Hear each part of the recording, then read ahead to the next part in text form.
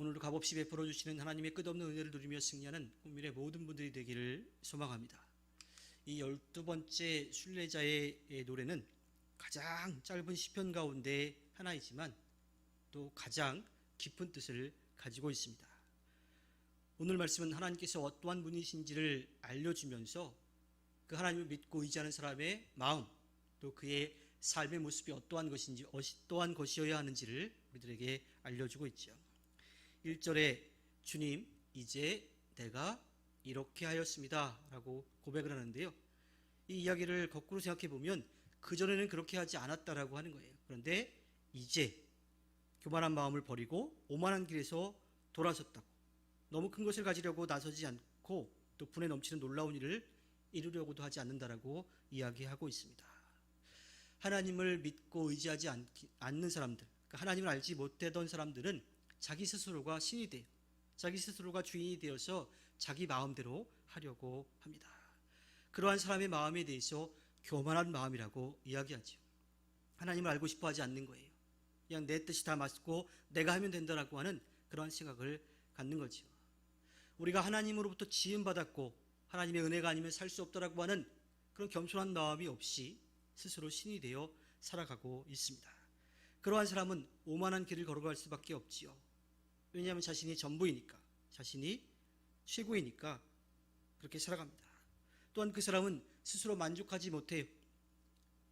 하나님께서 주신 모든 것에 대해서 만족하지 못하고 계속 욕심을 부리며 살아갑니다. 그 사람에게는 만족, 기쁨, 감사가 없는 거지요. 자기 스스로가 어떠한 존재인지를 인정하지 못하기 때문에 그는 계속 불평하기도 하고 또 불안한 가운데 살아갈 수밖에 없지요. 그래서 그는 실제로 그렇지 않지만 내가 어떠한 존재인지를 막 드러내고 싶어요. 다른 사람들에게 난 이렇게 했다, 난 이렇게 한다, 이렇게 할 수 있다, 난 다른 사람들보다 더 할 수 있다라고 하는 그러한 것들로 자신을 나타내려고 하지요. 세상의 사람들은 크고 비싼 것, 좋은 것들, 이런 것들을 추구하며 살아갑니다. 하지만 믿음의 사람들은요, 그것에 마음을 뺏기지 않습니다. 이 땅에서 크고 또 좋고 비싼 것이 중요한 게 아니라 하나님과 함께하는 그 자체, 그것이 그에게 가장 크고 가장 좋은 것이 되는 거지요. 그 사람에게 있어서 가장 중요한 일, 꼭 해야 될 일은 하나님의 뜻을 이루는 겁니다. 우리가 믿는 하나님이 삼위일체라고 하는 것을 우리는 믿음으로 고백하죠. 하나님이 어떠한 존재이시냐라고 하는 그 질문 가운데 우리가 대답할 수 있는 것 가운데 하나는 하나님은 관계라고 하는 거예요. 성부, 성자, 성령, 이 삼위일체 하나님께서 이 세상을 만드시고 이끌어 가시고 돌보시는 것, 그 삼위일체 하나님께서 이 땅의 모든 것들을 이끌어 가시는 거죠. 만들고 역사를 이끌어 가시고 함께 하시고 나타나서 함께 보여주시고 또 우리 마음속에 언제나 지키시고 돌봐주시는 것, 그 삼위일체 하나님의 친밀한 관계 가운데 하나님의 창조 세계가 질서 있게 돌아가고 있습니다. 그래서 믿음은 관계라고 할 수가 있어요.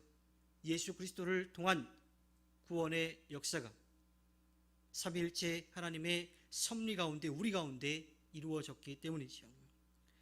그리고 예수 그리스도의 복음을 통해서 우리는 하나님이 어떠한 분이신지를 다시 한번 깨닫게 됩니다. 사랑의 하나님, 자비의 하나님, 그리고 우리를 위해서 모든 것을 내어주시는 하나님, 우리가 그러한 사랑을 받고 있다고 하는 것을 겸손한 마음으로 고백하며 살아가야 하죠. 그리고 그 안에서 우리 존재가 어떠한 존재인지를 겸손하게 발견하게 됩니다. 그 하나님과의 관계 가운데 살아가는 것이 믿음이라고 하는 겁니다. 그 믿음에 대한 가장 아름다운 이미지를 오늘 시인은 어머니 품에 안긴 젖된 아이와 같다라고 이야기를 합니다. 하나님이 어떠한 분이신지 알았어요. 창조주이시지만 사랑의 하나님이시라서, 공의와 정의로 심판하시지만 자비의 하나님이라서 우리가 살아가는 모든 것들을 허락해 주셨고, 또 우리가 잘못 갔을 때에도 다시 돌아올 수 있는 길을 열어주시고 돌아왔을 때에 용서해 주시는 분이지요. 하나님이 이러한 분이시라고 하는 것을 우리가 안다라면 언제나 그분 품에 안겨 있고 싶습니다. 언제나 그분과 만나고 싶어요. 언제나 그분의 말씀을 듣고 싶습니다.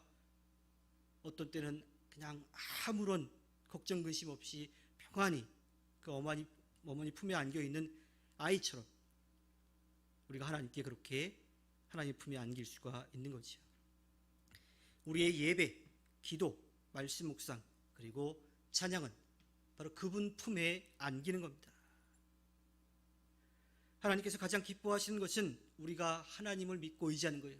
하나님 품에 안겨 있고 싶은 그러한 마음을 가장 기뻐하시는 거죠.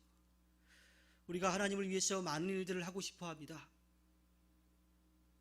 또 그것이 우리에게 주어진 사명은 분명하죠. 그런데 가장 중요한 것은 우리가 하나님을 온전히 믿고 하나님께 맡기는 것, 하나님 품에 안겨 있는 것을 기뻐하는 것, 그것이 먼저입니다. 그 이후에 우리에게 주어진 일들을 하는 거예요.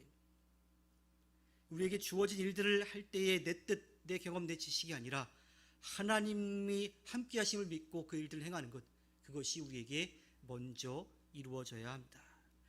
하나님과 함께 머물러 있는 것을 당신은 얼마나 좋아합니까? 이 질문이 하나님과 우리의 관계를 가장 잘 설명해 주는, 우리가 얼만큼 또 하나님과 하고 싶어 하느냐, 그것을 통해서 우리의 믿음의 잣대를 생각해 볼 수가 있죠. 그러면서 우리가 더 한 가지 생각해 볼 것은 하나님 앞에 예배 자리로 나올 때 우리의 마음이 어떠해야 되는가라고 하는 거예요. 어떠한 사람들은 삶의 문제 가운데 분주하게 살아가기도 합니다. 그래서 어떻게든 시간을 맞춰보려고, 예배 시간에 맞춰보려고 헐레벌떡 뛰어오기도 해요. 그런 마음도 굉장히 중요하지요. 하나님을 예배하고자 하는 마음이 되게 중요합니다. 그런데 우리가 더 먼저 우리의 마음에 가져야 할 것은 언제나 하나님을 예배하는 그러한 마음으로 살아가야 된다고 하는 거예요. 정해진 시간, 정해진 장소, 그것을 지켜가는 것도 중요하지만 언제나 우리 곁에서 우리를 도우시는 하나님, 그 하나님을 예배하는 것, 그 하나님을 인정하고 그 하나님의 이름을 높이고 그분의 말씀을 듣고 그분께 맡기며 살아가는 것, 또 하나님이 기뻐하시는 것, 서로 믿음과 사랑으로 하나가 되어 하나님의 뜻을 펼쳐가는 것, 젖된 아이가 어머니 품에 안겨있기를 바라는 그러한 마음처럼 언제나 우리는 그렇게 준비되어서 하나님을 예배하는 삶을 살아야 합니다. 구체적으로 한번 생각해 본다면 예배 시간에 헐레벌떡 뛰어오기보다는 먼저 와서 기도하고 말씀도 묵상해보고 또 찬양도 불러보고 하면서 우리의 마음이 준비가 되어 있어야 합니다. 준비된 마음으로 은혜의 자리에 나와야 하고요. 우리의 삶의 모든 순간이 예배이니 정해진 시간, 정해진 장소뿐만 아니라 언제나 어디서나 예배자로 준비된 마음으로 하나님을 인정하며 살아가야 합니다. 하나님께서 허락해 주신 오늘 하루를 살아갈 때 우리의 삶이 예배임을 고백하고 언제나 어디서나 예배자로 살아가 하나님 앞에 기쁨을 드리는 꿈밀의 모든 분들이 되기를 주님의 이름으로 부탁드립니다. 기도하겠습니다.